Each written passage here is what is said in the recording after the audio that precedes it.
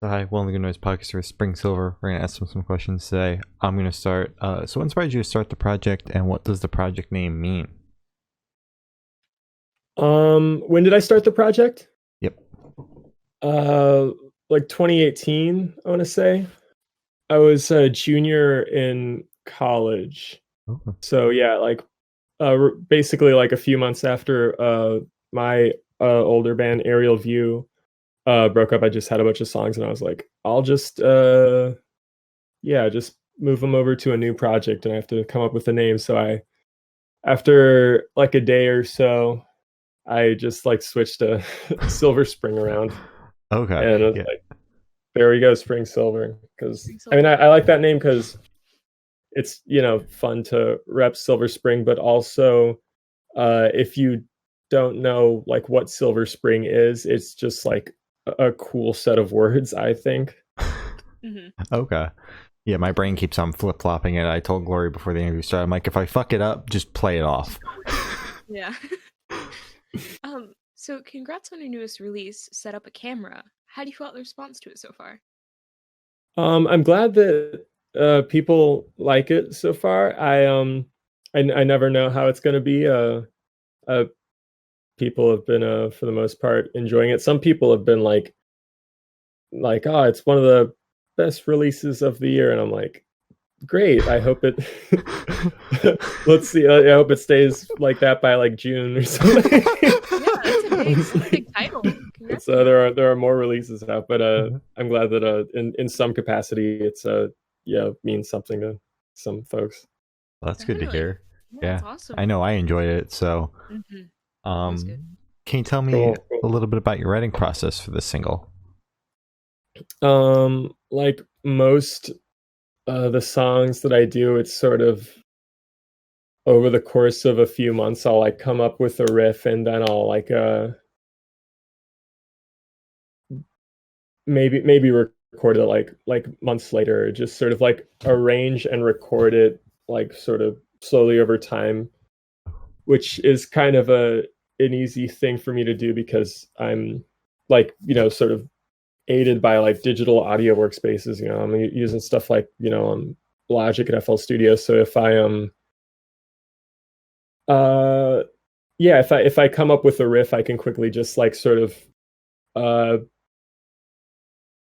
record myself like maybe just audio, or if it's kind of a weird riff like the one for the chorus to the song, I'll film myself doing it Okay. so I can remember, and then I'll practice it a bunch, and then but a lot of the stuff, especially when it comes to like vocals and that sort of thing, the parts are written like uh quite a ways apart. I'm not really necessarily in a rush to have it all down by a certain time. So I might like switch things around, or just like the that sort of percussive thing that's going on through the percussive guitar line that's going on throughout the song. Mhm. I think I came up with that just while I had all of the recording stuff set up, and I had the guitar and all of the pedals and everything, and I just started doing that, and I came up with this the riff where it's the octave, and then I yeah, that idea was just something on the fly where I think the way I recorded it, there's like a really slow guitar delay that it only repeats once. So what I would do is just go ba-da, and then since it repeats once, it fills in the blank, and I was like, that's cool. That'll be the majority of the song now. So Okay. that's something. Let's see how that goes. So it's I don't know. It's kind of a rambling answer, but it's all over the place, kind of. So it's just whenever it comes to you, pretty much. You're not like, I got to get this song done by this deadline kind of thing. Yeah. Yeah, I mean, maybe in the future, but it's just whenever like my uh parents aren't doing like work calls or something, or I'm not busy with something else, I'll just be like, yeah, do the because it's loud, but Yeah. so I gotta Yeah. Felt All right. that. be clear of that. So can you tell me where your headspace was while creating this song? Yeah, let me think about that. That was, yeah, I don't know. I was just sort of like bouncing off the walls in my room, and I was just like, I think even before quarantine, I thought about how like just the idea of like people sort of capturing very like curated sort of pieces of themselves and sort of like, you know, just putting it into like small squares that you can sort of like consume on Instagram, which like I know is like a very like shake your fist kind of opinion to have, but I don't know. It's still something that I kind of will think about, and that I mean obviously, you know, that I'm doing, whether I'm, you know, proud of that or not. And like I was just thinking about that, and like that sort of feeling has become more and more like I don't know, like I guess concentrated, because now like most of the, I don't know, like a huge chunk of the social aspect is entirely removed now because of quarantine. So Mm-hmm. now it's just like I just thought of the idea of like it's kind of, I don't know, it's even before quarantine it felt a little perverse to like sort of be, I don't know, consuming people's lives in this sort of way. Hmm. But now it's like extra so, and now also everybody is sort of doing that while Okay. also like having this chunk missing from their lives. So it's like, I don't know, it's like a weird illusory like loop or something. I don't know. Oh yeah, I Just get it. Yeah. something like that. No, it all makes sense. Yeah. Yeah. So what band or artist influence do you think you can hear the most on this track, if any?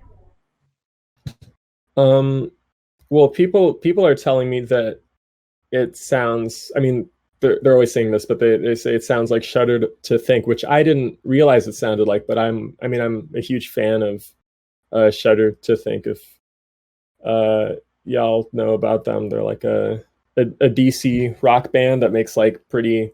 They're from the '90s. They make like pretty out there sort of strange stuff, but I feel like it's they've been influential to like a bunch of bands, like I don't know, like Deftones, and like I know, like I don't know, Jeff Buckley was a huge fan of them, but it's just like really really strange sort of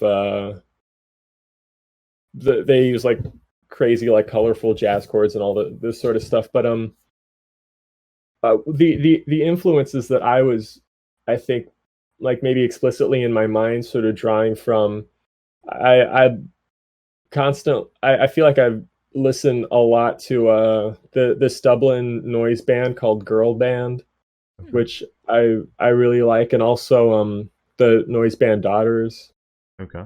I feel like the the guitar sounds and the bass sounds in those bands, they're like really massive and kind of like unwieldy, and I don't think that the song kind of reaches their heights, but that was definitely something that was in my mind. And yeah, that may, but like maybe a little more melodic than the stuff they do. But yeah, and I think also to a certain extent Ovlov, and I'm really glad that I got a Theo Hartlett for Ovlov to play drums for the track. So that Oh, was very Yeah. cool. pretty hyped about that. That's pretty As cool. you should be. Yeah. Yeah, sick. So is there any meaning behind the cover art? It looks like just like really cool art, and I really wanted to ask if there's anything behind that. Um, yeah, I don't know. I picked up painting this past summer. I took a painting class for my final college uh class, just like sort of on a fluke, and then I just became like really into painting, and so I've just been sort of painting stuff, and then like scanning it in on this like small scanner right here, and I just chose something that was that I liked. I that that painting, like the color scheme and everything's it's kind of strange, and like it's almost a little ugly. It's like a lot of like weird colors mixed together, and I figured that that would work for the song. So I was just like, there we go. Okay. Very Okay. interesting. Wait. So do you think that you chose that painting because it almost sounded like this song? Like it looked like how the song would sound. Does that make sense? Do you associate your songs Yeah. with your paintings is what I'm trying to say. I definitely think that that was definitely something that informed it. I didn't want something that was I figured that the painting fit well with the sonics of the song, but I when I made that painting, I don't know that I even had a sort of cover in mind for it. I spent a lot of time just like painting stuff, and then I'm just like looking through it later, and if something sort of works for it worked for the cover, so I was like, well, there you go. But yeah. I don't Okay, know if cool. that answers. Sorry, that was a weird question. Thank you for answering it. No problem. So this question should be like super quick. Off the top of your head, I want you to describe this single for new listeners in 3 words. No more, no less. 3 words. Okay. Mm-hmm. Isn't one of them. Okay.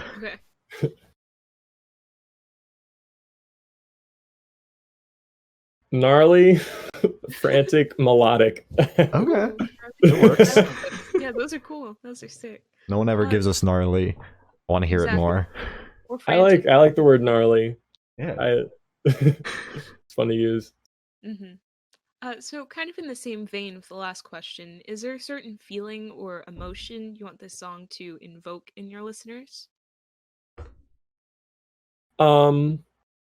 I was trying to sort of get across a sense of desperation through the music and the performance, and I don't know that I want anybody to feel desperate while they're listening to it, but yeah.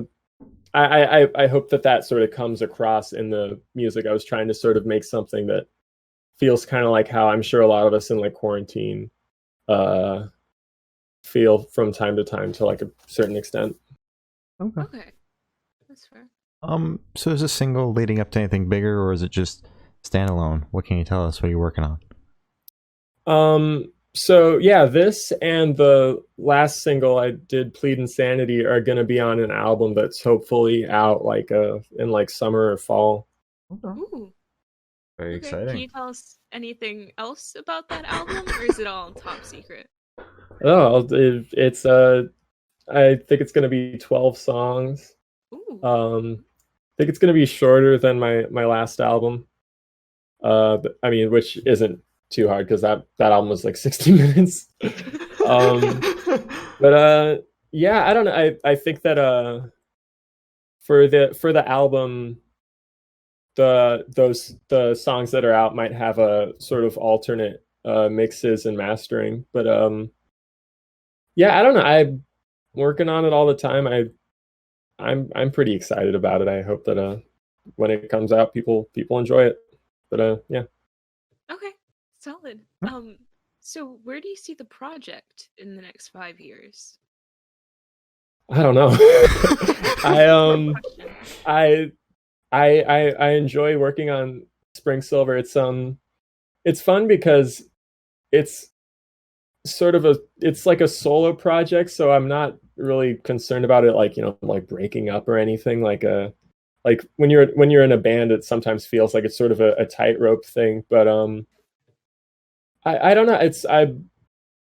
I enjoy working on music, and I enjoy sort of exploring like just composition and production and stuff, and having Spring Silver as an outlet moving forward. And right now is it's like a very fun thing. So yeah, in the next 5 years, more music. Okay. All right. All right. So for the last couple of questions, we'll actually shift away from music and go straight to death row. Boom. So if you're on death row, what would your last meal be with a drink? Boom again. For a second, I thought I was like death row, like the record label. We get that way too often. I hate it here. Like if you're on death row, what would your mixtape sound like? Build a mixtape right now. God, I don't know. I almost like maybe this is nihilistic, but maybe I would like break vegetarianism. Maybe not. Maybe I would stay true. Well, I Well, you mean, don't have it's to your pay the last meal. consequences if you do Exactly. break it. Mhm. So Yeah, but you know, I think you gotta stay true to the end. I think. Well, you don't have to, but if you But want to, you don't have to stay true now. exactly. Yeah, you got a point. You got a point. I don't know. Maybe spaghetti. I don't know. I like spaghetti. as you should. And It's good. yeah, I don't know. Maybe a Coke. I haven't been drinking a lot of sodas recently, but I like started drinking Coke again, and I'm like, it's pretty good. kind of a weird meal, maybe. I don't know. Nah, not at all. So if you could live in one fictional world for a week, where would you live? One fictional world. Mm-hmm. Damn, let me think about that. It's a hard Maybe question. like Lord of the Rings. I don't know. There are a lot of like black people in Lord of the Rings. You have a But, point. Wait a second. yeah, Wait, I it's didn't more realize like that. more black elves than. But it's it's a cool world. Yeah, Oh it's well. cool. I never thought of that. That slipped by me. Okay. Wow. I'm sorry to It's okay. draw your attention to that. No, it's okay. Or he's going to spend the next half an hour thinking about that after this interview. So I have the honor of asking the last question, and every single person we've spoken to has said the most important question. What's your favorite color? People say that's the most important question. Jeez. Well, we say it's the most important question, make everyone else agree. Mm-hmm. I don't know that I have one. And like also the more I paint, the more I'm like a lot of good colors. Yeah. The last when I was little it was orange. Ooh. Orange is nice because sunset and sunrise, and it's also the color of Saturn, which when I was little was my favorite planet. Good choice. I also like pink. Damn, one of those, I guess. So as I said, that's all the questions you have today. Is there anything that you would like to plug? Sure. Listen to Spring Silver, folks. Banger. So, yeah, I don't know. Stay safe, people. All right. Yeah. Well, thank you for sitting down with us. This has been Spring Silver, and we're the Good Noise Podcast.